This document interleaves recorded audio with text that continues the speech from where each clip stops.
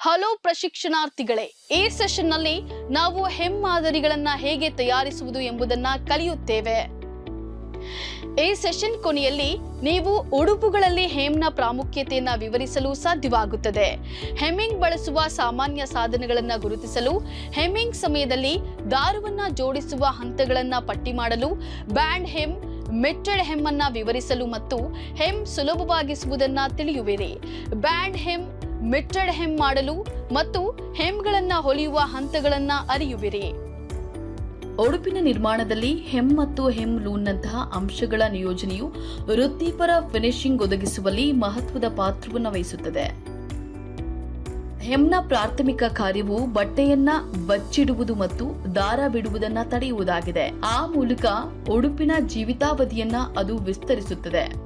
ಫಿಟ್ನ ನಿರ್ವಹಣೆಯು ಇತರ ಕೆಲವು ಉಡುಪುಗಳಿಗಿಂತ ಪ್ಯಾಂಟ್ಗಳಿಗೆ ಹೆಚ್ಚು ಸವಾಲಿನ ಸಂಗತಿಯಾಗಿದೆ.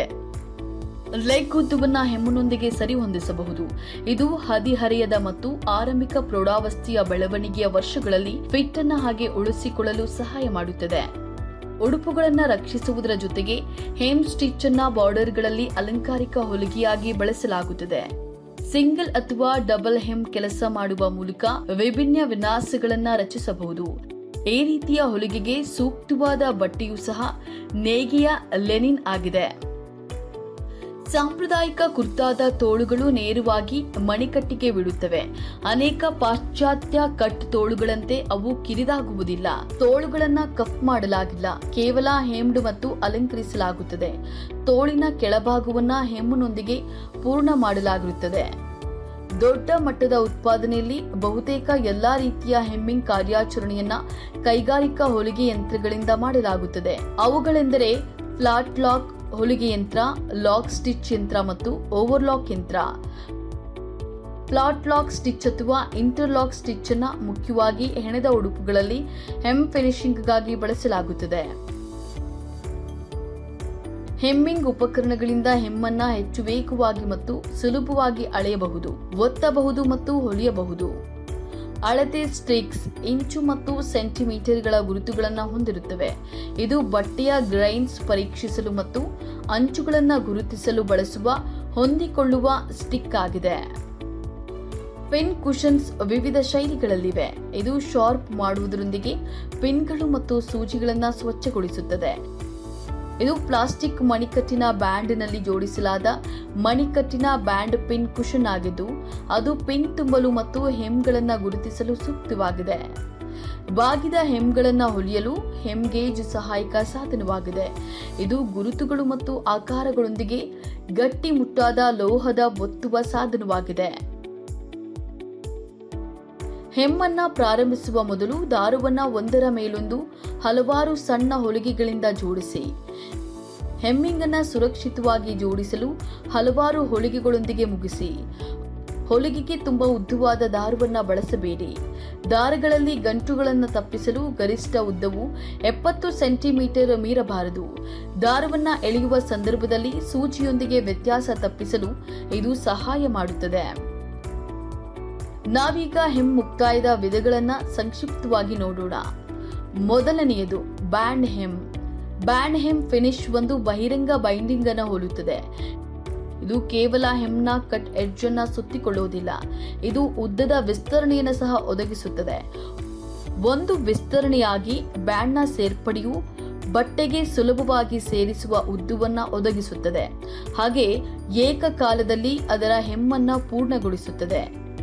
ಸ್ವೆಟ್ ಶರ್ಟ್ಗಳು, ಟಿ ಶರ್ಟ್ಗಳು ಮತ್ತು ಸ್ಕರ್ಟ್ಗಳಂತಹ ವಸ್ತುಗಳ ಮೇಲೆ ಬ್ಯಾಂಡೆಡ್ ಹೆಮ್ಗಳು ಸಾಮಾನ್ಯವಾಗಿ ಕಂಡುಬರುತ್ತವೆ. ಮುಂದಿನದು ಮೆಟ್ಟೆಡ್ ಹೆಮ್. ಕರ್ಣದ ಸೀಮ್ ಮೀಟರ್ನ ಬಿಂದುವಾಗಿದೆ. ಅದಕ್ಕಾಗಿಯೇ ಈ ರೀತಿಯ ಹೆಮ್ ಫಿನಿಶ್ ಅನ್ನ ಮೆಟ್ಟೆಡ್ ಹೆಮ್ ಎಂದು ಕರೆಯಲಾಗುತ್ತದೆ. ಮೆಟ್ಟೆಡ್ ಕಾರ್ನರ್ ಎನ್ನುವುದು ಬಟ್ಟೆಯ ಅಂಚಿನ ಮೂಲೆಯನ್ನ ಯಾವುದೇ ಹೆಚ್ಚುವರಿ ಅಳತೆ ಇಲ್ಲದ ರೀತಿಯಲ್ಲಿ ಮುಗಿಸುವ ಒಂದು ಮಾರ್ಗವಾಗಿದೆ. ಉದಾಹರಣೆಗೆ ಒಂದು ಕ್ವಿಲ್ಟ್, ಕರವಸ್ತ್ರ ಇತ್ಯಾದಿ. ಅಂತಿಮ ಹೆಮ್ ಒಂದು ಬಟ್ಟೆಯ ಹೆಚ್ಚಿನ ಉದ್ದವನ್ನ ತೆಗೆದುಕೊಳ್ಳುವ ವಿಧಾನವಾಗಿದೆ ಮತ್ತು ಚಿಕ್ಕ ತುಂಡು ಉದ್ದವನ್ನ ಸಮವಾಗಿ ವಿತರಿಸಲು ಪ್ರಯತ್ನಿಸುತ್ತದೆ. ಮೆಟ್ಟೆಡ್ ಹೆಮ್ನ ಮಾದರಿಗಳನ್ನ ಮತ್ತು ಹೆಮ್ಮನ್ನ ಸುಲಭವಾಗಿ ಮಾಡುವುದು ಹೇಗೆ ಎಂದು ನೋಡೋಣ. ಹೆಮ್ ಮಾಡಲು ಅಗತ್ಯವಿರುವ ಎಲ್ಲಾ ಯಂತ್ರಗಳು, ಉಪಕರಣಗಳು, ಸಲಕರಣೆಗಳು ಮತ್ತು ಸಾಮಗ್ರಿಗಳನ್ನು ನೀವು ಹೊಂದಿರುವಿರಾ ಎಂದು ಖಚಿತಪಡಿಸಿಕೊಳ್ಳಿ. ಏಕ ಸೂಜಿ ಲಾಕ್ ಹೊಲಿಗೆ ಯಂತ್ರ, ಕತ್ತರಿ, ಕೈ ಸೂಜಿ, ಬಾಲ್ ಪಿನ್, ಉದ್ದನೆಯ ಬಟ್ಟೆ ಅಥವಾ ಪಾಪ್ಲಿನ್ ಮತ್ತು ಹೊಲಿಗೆ ದಾರ. ಮಿಟ್ರೆಡ್ ಹೆಮ್ ಮಾಡಲು ಹಂತಗಳು ಇಲ್ಲಿವೆ. 22.5 x 22.5 ಸೆಂಟಿಮೀಟರ್ನ 4 ಸಮಾನ ತುಂಡುಗಳಲ್ಲಿ 45 x 45 ಸೆಂಟಿಮೀಟರ್ ಬಟ್ಟೆಯ ತುಂಡು ಕ್ಯಾಂಬ್ರಿಕ್ ಬಟ್ಟೆ ಕತ್ತರಿಸಿ. ಅತಿಕ್ರಮಿಸುವ ಮೂಲೆಗಾಗಿ ಈ ತುಂಡುಗಳಲ್ಲಿ ಒಂದನ್ನು ತೆಗೆದುಕೊಂಡು ಅಗಲದ ಅಂಚುಗಳನ್ನು ನೇಯ್ಗೆ ನೂಲಿನ ಉದ್ದಕ್ಕೂ ಮೊದಲು 0.5 ಸೆಂಟಿಮೀಟರ್ ನಂತರ 1 ಸೆಂಟಿಮೀಟರ್ ಮೂಲಕ ಮಡಚಿ.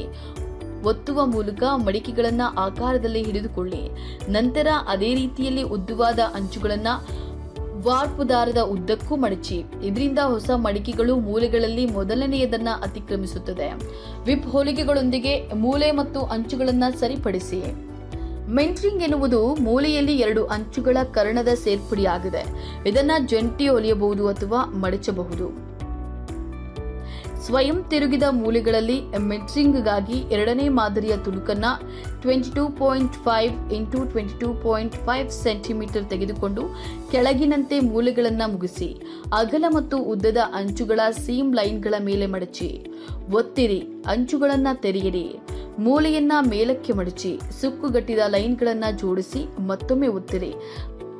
ಉಡುಪನ ಕರಡುವಾಗಿ ಬಲ ಬದಿಗಳೊಂದಿಗೆ ಮತ್ತು ಕಚ್ಚಾ ಅಂಚುಗಳು ಹೊಂದಾಣಿಕೆಯಾಗುವಂತೆ ಮಡಚಿ.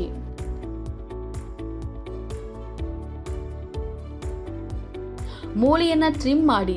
5 ಮಿಲಿಮೀಟರ್ ಸೀಮ್ ಅನುಮತಿಯನ್ನ ಬಿಟ್ಟು ಬಿಡಿ. ಸೀಮ್ ಮನ್ನಣೆಯ ಮೂಲೆಗಳನ್ನು ಪ್ರತ್ಯೇಕವಾಗಿ ಟ್ರಿಮ್ ಮಾಡಿ. ಇದರಿಂದ ಅವು ಅತಿಕ್ರಮಿಸುವುದಿಲ್ಲ. ಸೀಮ್ ಮನ್ನಣೆಯನ್ನ ತೆರೆಯಿರಿ ಮತ್ತು ಬಲಭಾಗದ ಮೂಲೆಯನ್ನ ತಿರುಗಿಸಿ ಉಳಿದ ಮೂಲೆಗಳಿಗೆ ಮುಗಿಸಿ. ಫ್ಲಾಟ್ ಟೇಪ್ ರಿಬನ್ ನೊಂದಿಗೆ ಮಿಂಟ್ರಿಂಗ್ ಮಾಡಲು 22.5 x 22.5 ಸೆಂಟಿಮೀಟರ್ ಮಾದರಿಯ ತುಂಡು ತೆಗೆದುಕೊಳ್ಳಿ. ಎಲ್ಲಾ ಬದಿಗಳಲ್ಲಿ ಕಚ್ಚಾ ಅಂಚುಗಳನ್ನು ಬಲಭಾಗಕ್ಕೆ 6 ಮಿಲಿಮೀಟರ್ ಪದರ ಮಾಡಿ. ಪಿನ್ ಮತ್ತು ಬೇಸ್ಟ್ ಮಾದರಿಯ ತುಣುಕಿನ ಒಂದು ಬದಿಯಲ್ಲಿ ರೆಡಿಮೇಡ್ ಟೇಪ್ನ ಹೊರಹಂಚನ್ನು ಅಂಟಿಸಿ. 2 ಹೊರ ಅಂಚುಗಳನ್ನು ಒಟ್ಟಿಗೆ ಜೋಡಿಸಲಾಗಿದೆ ಎಂದು ಖಚಿತಪಡಿಸಿಕೊಳ್ಳಿ. ಅದರಿಂದ ಮಾದರಿಯ ತುಣುಕಿನ ಪದರದ ತಪ್ಪು ಭಾಗವು ಗೋಚರಿಸುವುದಿಲ್ಲ. ಅಂಚಿಗೆ ಹತ್ತಿರ ಹೊಲಿಗೆಯನ್ನ ಮೂಲೆಯ ಮೇಲೆ ಸ್ವಲ್ಪ ನಿಲ್ಲಿಸಿ. ದಾರವನ್ನ ತಪ್ಪು ಬದಿಗೆ ಎಳೆಯಿರಿ ಮತ್ತು ಗಂಟು ಹಾಕಿ ಟೇಪನ್ನ ನೇರವಾಗಿ ಹಿಂದಕ್ಕೆ ಮಡಚಿ. ಇದರಿಂದ ಟೇಪ್ನ ಮಡಿಕೆಯು ಮಾದರಿಯ ತುಣುಕಿನ ಕೆಳಗಿನ ಅಂಚಿನೊಂದಿಗೆ ಹೊಂದಿಕೊಳ್ಳುತ್ತದೆ. ಸರಿಯಾದ ಸ್ಥಳದಲ್ಲಿ ಹಿಡಿದಿಡಲು ಮಡಿಕೆಯನ್ನ ಪಿನ್ ಮಾಡಿ. ಟೇಪನ್ನ ಕೆಳಗೆ ಮಡಚಿ ಮತ್ತು ಟೇಪ್ನ ಹೊರ ಹಂಚನ್ನ ಮಾದರಿಯ ತುಣುಕಿನ ಕೆಳಗಿನ ಅಂಚಿನೊಂದಿಗೆ ಜೋಡಿಸುವ ಮೂಲೆಗಳಲ್ಲಿ ಕರ್ಣ ಪದರವನ್ನ ಮಾಡಿ. ಕರ್ಣ ಪದರದ ಮೇಲೆ ಒತ್ತಿರಿ. ಮೂಲೆಯಲ್ಲಿ ಟೇಪನ್ನ ಮೇಲಕ್ಕೆತ್ತಿ ಮತ್ತು ಎಲ್ಲಾ ದಪ್ಪದ ಮೂಲಕ ಕರ್ಣೀಯ ಕ್ರೀಸ್ನಲ್ಲಿ ಹೊಲಿಗೆ ಮಾಡಿ. ಅಳತೆಯನ್ನ ಕಡಿಮೆ ಮಾಡಲು ಮೂಲೆಯನ್ನ ಟ್ರಿಮ್ ಮಾಡಿ ಮತ್ತು ಸೀಮ್ ಅನ್ನ ತೆರೆಯಿರಿ. ಟೇಪ್ ಅನ್ನ ಮತ್ತೆ ಮಡಚಿ ಅದರ ಕೆಳಗಿನ ಕಚ್ಚಾ ಅಂಚನ್ನ ಮಾದರಿ ಅಂಚಿನೊಂದಿಗೆ ಜೋಡಿಸಿ. ಮೂಲೆಯಲ್ಲಿ ಕೊನೆಯ ಹೊಲಿಗೆ ಪ್ರಾರಂಭಿಸಿ. ಟೇಪ್ನ ಹೊರ ಹಂಚಿನಲ್ಲಿ ಹೊಲಿಯಿರಿ.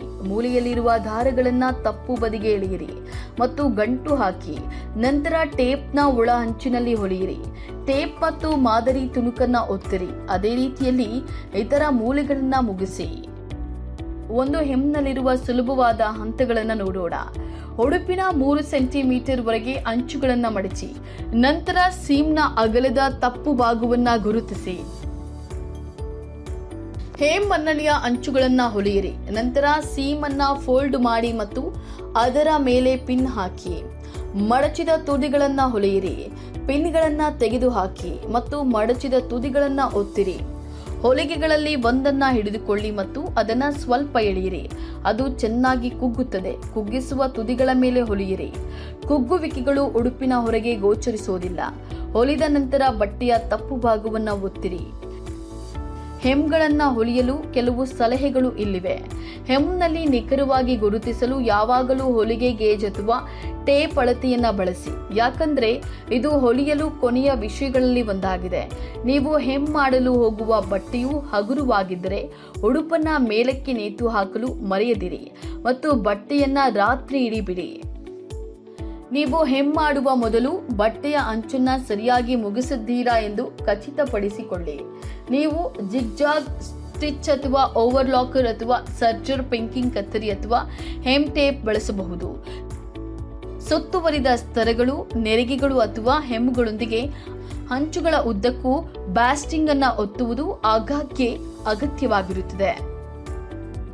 ನಾವೀಗ ಹೆಮ್ ಮಾದರಿಗಳನ್ನ ಹೇಗೆ ತಯಾರಿಸುವುದು ಎಂಬುದರ ಕುರಿತ ಸೆಷನ್ ಅಂತ್ಯವನ್ನ ತಲುಪಿದ್ದೇವೆ. ಈಗ ನೀವು ಉಡುಪುಗಳಲ್ಲಿ ಹೆಮ್ನ ಪ್ರಾಮುಖ್ಯತೆಯನ್ನ ವಿವರಿಸಲು, ಹೆಮ್ಮಿಂಗ್ ಬಳಸುವ ಸಾಮಾನ್ಯ ಸಾಧನಗಳನ್ನ ಗುರುತಿಸಲು, ಹೆಮ್ಮಿಂಗ್ ಸಮಯದಲ್ಲಿ ದಾರವನ್ನ ಜೋಡಿಸುವ ಹಂತಗಳನ್ನ ಪಟ್ಟಿ ಮಾಡಲು, ಬ್ಯಾಂಡ್ ಹೆಮ್, ಮಿಟ್ಟೆಡ್ ಹೆಮ್ ಮತ್ತು ಬ್ಯಾಂಡ್ ಮಾಡುವ ಹಂತಗಳನ್ನ ತಿಳಿದುಕೊಳ್ಳಲು ಸಾಧ್ಯವಾಗುತ್ತದೆ. ಹೆಮ್, ಮಿಟ್ಟೆಡ್ ಹೆಮ್ ಮತ್ತು ಏಸ್ ಇನ್ ಎ ಹೆಮ್ ಮತ್ತು ಹೆಮ್ಸ್ ಹೊಲಿಯುವ ಸಲಹೆಗಳನ್ನ ಗುರುತಿಸುವಿರಿ.